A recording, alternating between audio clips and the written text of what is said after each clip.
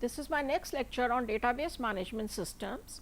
In this lecture, we will do some questions on the database modeling using entity relationship model. We have already started the entity relationship model, and then we will go on to the extended entity relationship model.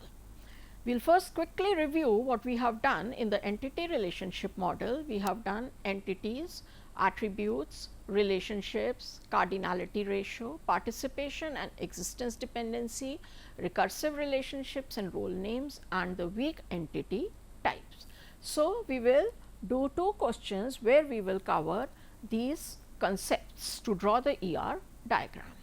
This is the first question that we will take up for a banking system, and the specifications they are given as that a bank has code and name and has branches with branch number and location. So, we will say in the banking system we have the bank, we will take code as the primary key, and it has bank has code and name, then the bank has branches. Okay. Where the branch has the attribute branch number, I will tell you why I have underlined it, and the location is the second branch, right, such that a bank can have any number of branches, and not all banks have branches. So, a bank can have any number of branches, a branch will belong only to one bank, and not all banks have branches. So, if not all banks have branches, then we will say we will have a total participation over here. The branch, it cannot have a primary key of its own because its branch number, obviously two banks can have the same branch number, like say I have Syndicate Bank, it has branch number 1, I have Punjab National Bank, it has branch number 1. So, we may not be able to identify the branch number as a primary key. So, we will make the branch number into a partial key or a discriminator, and for the entity branch the key will be code from the bank and the branch number from the branch. So, the key for branch will be code of the bank and the branch number from here. Okay. The next specification given over here is branches have accounts and loans. Account has attributes account number, type and amount, and loan has loan number and amount. So, we say branch has account, account has account number, let us make this as the key because it is going to be unique, and it has type. Also the branches, they have loan with the attribute loan number, again loan number will be unique, hence the key, and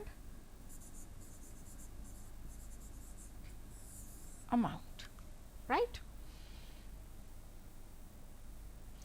A customer can have any number of accounts. So, next we have customers, but then before that loan will be a total participation, and your I am sorry, I left this here. Okay. The branch will be a weak entity, and hence we will have a double line over here, and we will have this double over here. This will have account will have a total participation, loan will have a total participation given by a double line. Next, a customer can have any number of accounts, and account can be a joint account with a maximum of 3 account holders. So, if we have a customer can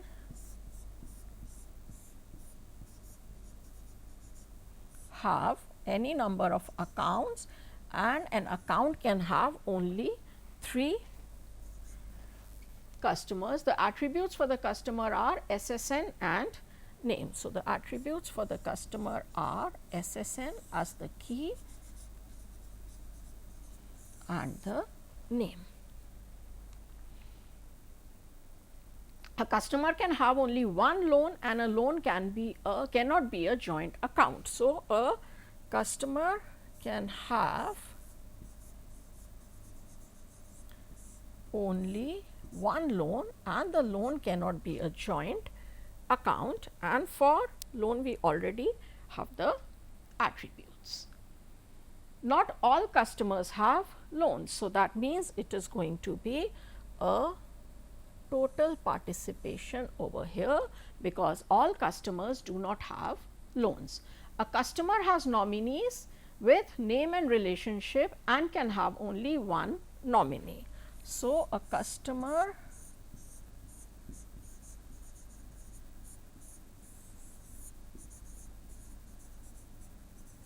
has nominee with name and relationship, and a customer can have only one nominee, and obviously the nominee will be only of one customer. Now, the attributes for the nominee are name and relationship. Again, we cannot have name as a key. Why? Because for the different customers, the nominee may have the same name. So, we will make this name into a partial key, and for nominee the key will be the SSN of the customer plus the partial key name of the nominee. Also, because nominee, it does not have any attribute which can form the primary key, hence it is a weak entity type. We will show it by a double rectangle. We will show this relationship by a double line, and we will also show this like this. So, this is the complete ER diagram for the banking system that is given to us, and this is how, using all the concepts of the ER model that we have studied, we can draw the ER diagram given any specifications. Let us take up one more question of a college systems. It says the college has students and faculty, right. So, let us draw this also. College, let us have the name, has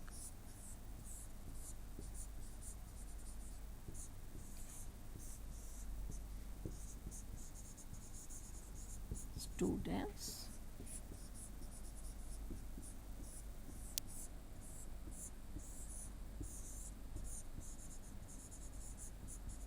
faculty. For student, the attributes are SNO and name, and for faculty FID, SNO and name, and for faculty FID and name. So, FID and name, key will be FID. For student, it is SNO and name, key will be SNO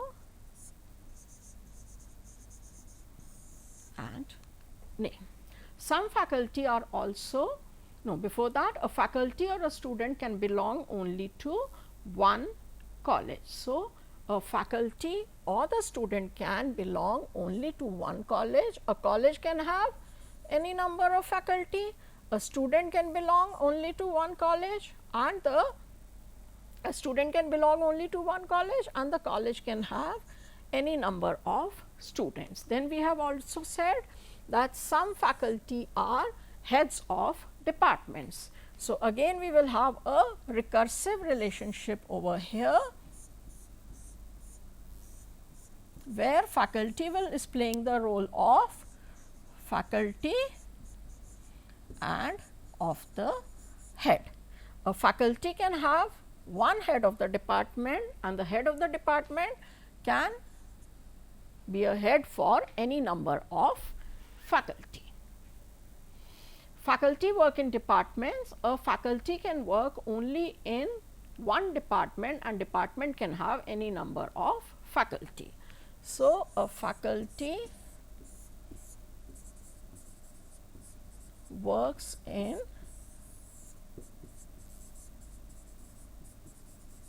department, DNO is the key for the department, name and location are the other attributes.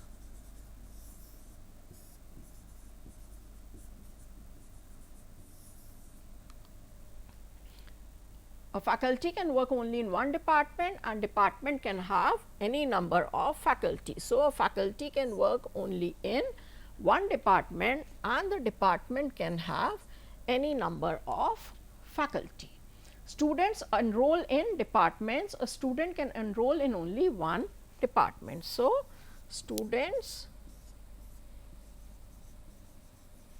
they enroll in departments, a student can enroll only in one department and the department can have any number of students. Departments offer projects. So, we are saying departments offer, let us put this here, projects. For projects we have PID and PName. So, we have PID as the key and PName. Departments offer projects. So, it is not written, we will take that a department can offer any number of projects and a project can be offered only by one department. Faculty mentors the projects, not all faculty are mentors. So, faculty is going to mentor the projects, but since all faculty are not the mentors, so this is going to be a total participation and a faculty may mentor any number of projects. A project may be mentored by any number of faculty. This we have taken as an assumption. Students work on projects based on number of hours. So, students, okay, let us draw it here. They work on projects based on number of hours. We will show that the relationship has the attribute hours. A student can work only on one project and project can have any number of students working on it. So, a student can work only on one project and the project can have any number of students working on it. So, again we have done this and this is the complete ER diagram based on the specifications that are given to us. So, this is how we can draw the ER diagrams based on the specifications. So, now having done the ER diagram, we come to our next topic, which is the extended entity relationship model, which is an enhancement of the entity relationship model, and it is based on the concepts of generalization, specialization, aggregation and further subclass, superclass and inheritance. And just like in the ER model, all these specifications that are given, they come from the requirements of the mini world or the real world. So, what is generalization? Let me start with an example. For example, let us say I have an employee, right, with attributes SSN and name for an organization. Now, for the organization, we can have different types of employees. For example, an employee may be a secretary with attribute typing speed,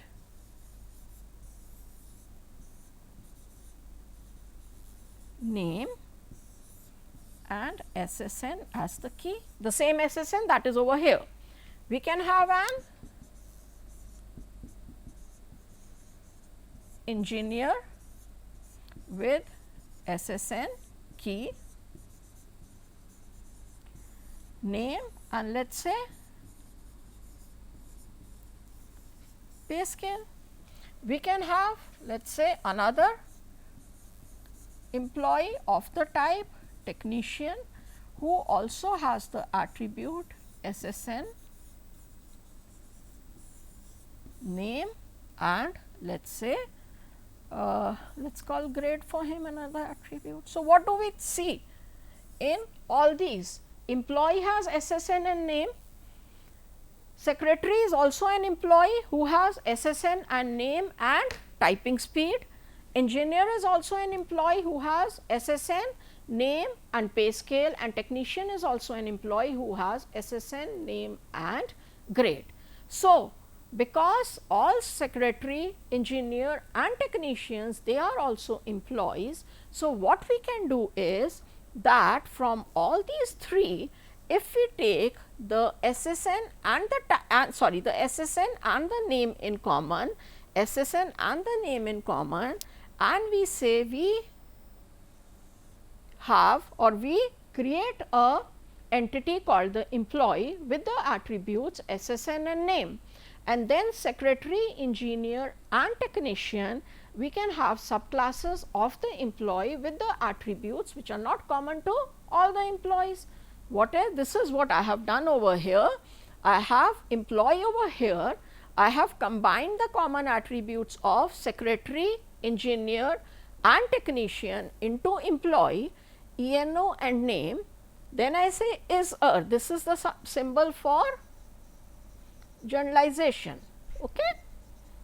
So, employee is a secretary, typing speed is the extra attribute, employee is a engineer, pay scale is the extra attribute, technician is a employee with grade as the extra attribute. So, what have we achieved over here? What we have achieved is, if we had taken the entities as secretary, engineer and technician, then we would have had a lot of redundancy, because for each we would be writing these, right, and we would be creating 3 entities. All these 3 entities could be sharing some common relationships also. So, that would also be a redundancy and so on. So, we use generalization like this, where we can combine the common features or the attributes of the entities into a super class. Employee over here is a super class, and then the special attributes or the features, they are left with the subclasses secretary, engineer and technician in this case. If we look at this instance diagram, we can see that we have some of the employees, like E1 is a secretary, E2 is an engineer, E7 is an engineer, E4 again secretary, E5 secretary. So, all the employees, they are now one of the types of the employees or the entity. All the employees, they have the attribute ENO and name, which means secretary here also has the attribute ENO name along with typing speed, engineer has ENO name along with pay scale, and your technician has ENO name along with grade. This is what is generalization. Now, look at the formal definition of generalization, which says the process of extracting the common properties or the common attributes from a set of entities and creating a generalized entity from it. So, what have we done for the set of entities secretary, engineer and technician? We have created a common entity, which is the employee. It is a bottom up approach in which 2 or more entities or the subclasses, they are generalized to a high level entity or the superclass if they have common attributes, right. A subclass will inherit the attributes of its superclass, as well as it will have its own attributes which we have already seen. It will also inherit the relationships of the superclass and can also have its own relationships. We will see this through a example later. Now, what is specialization? Specialization is just the reverse of generalization, where an entity is divided into sub entities based on the characteristics or features or the attributes. So, it is just the opposite of the generalization. Generalization was a bottom up approach, specialization is a top down approach. In specialization, a higher level entity is specialized into two or more lower level entities. A higher level entity is specialized into two or more lower level entities. Here we have one example of generalization in front of you and one example of specialization. Person is a faculty and a student. So, the generalization, it is a bottom up approach and the specialization is a top down approach. The employee is a tester or a developer. See the difference between the symbol for the generalization and the specialization. For generalization it is this, for specialization it is this. Now, another example over here, employee is a superclass, can be a salaried employee, can be a hourly employee. So, salaried employee has the attributes ENO, name and salary. Hourly employee has the attributes ENO, name and pay scale. So, this is one generalization or specialization over here. Another generalization or specialization for the employee is the employee can be secretary, technician or manager, where we will say employee the employee who is a secretary has ENO, name and typing speed, technician has ENO, name and grade and so on. Now, manager has its own relationship with the entity project.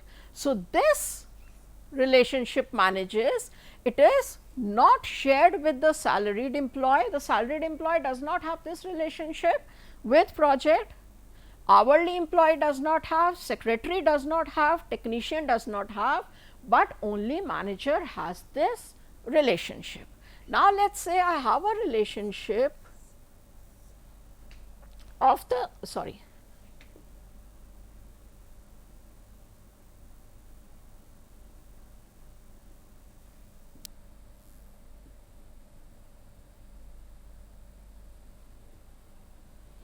I have a relationship of the employee with, let us say, another entity department, such that employee works for department. Now, this relationship, because this relationship over here is of the superclass, so the relationship works for is being shared by salaried employee, by hourly employee, by secretary, by technician and by manager. That is what we had said in the beginning, that all the attributes and the relationships of the superclass are shared by the subclasses, whereas the subclasses may have their own attributes and relationships. Let us quickly try and do this. Generalize the given entities into a single entity. So, the entities we are given are car and truck. We have to generalize it into a single entity. Let us see what are the common attributes: license plate number and vehicle ID. So, we can make a common superclass or entity. Let us call it a vehicle, which has the common attributes license plate number, which can be a key, it has vehicle ID. These are the common attributes. Then we can have a generalization or a specialization such that car is a specialization of vehicle and truck is a specialization of vehicle such that they have their own attributes. Car has the attributes number of passengers, then price, maximum speed. Truck has the attributes number of axles, tonnage and price. So, this is the generalization or the aggregation we can form from these two given entities. We can do quickly one more question. Given the entity textbook, language books and novel, draw the EER diagram. So, we can in general say book, common attributes are ISBN and title and price, and then we can show the generalization or specialization into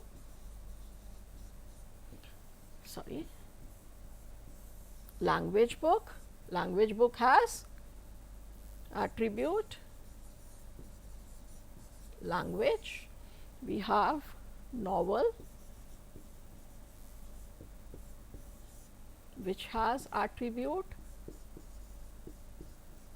type, and we have textbook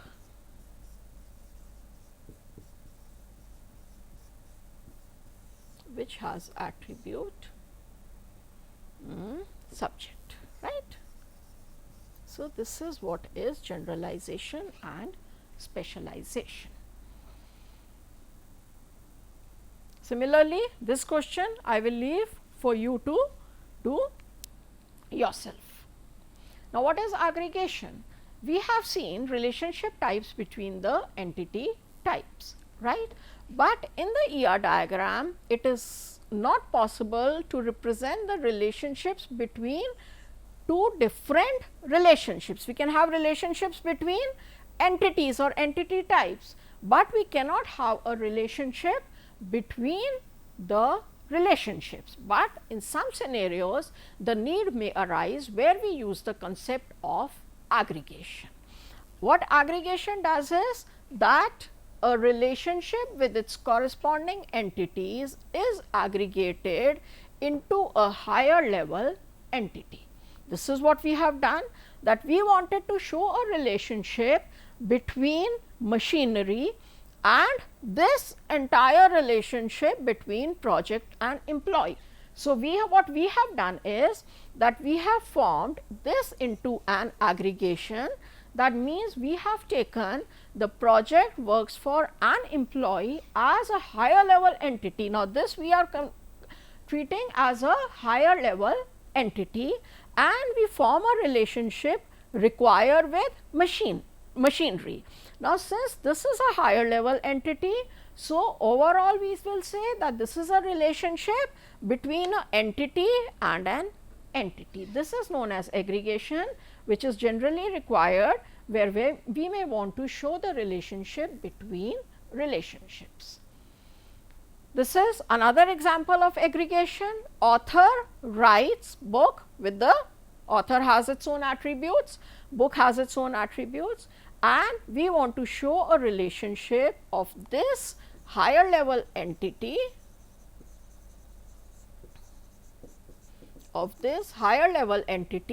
with the entity publisher. So, what we have done is author writes books, this relationship we have taken as a higher level entity, or we have performed aggregation on this and then shown a relation with publisher. So, again this is an example of aggregation, right. The books that I will recommend for the topics that we have covered today are these two. So, you may refer to any of the books. Thank you.